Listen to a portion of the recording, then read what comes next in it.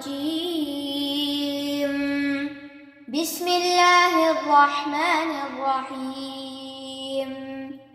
ألهاكم التكاثر حتى زرتم المقابر كلا سوف تعلمون ثم كلا سوف تعلمون كلا لو تعلمون علم اليقين لترون الجحيم ثم لترونها عين اليقين ثم لتسألن يومئذ عن النعيم.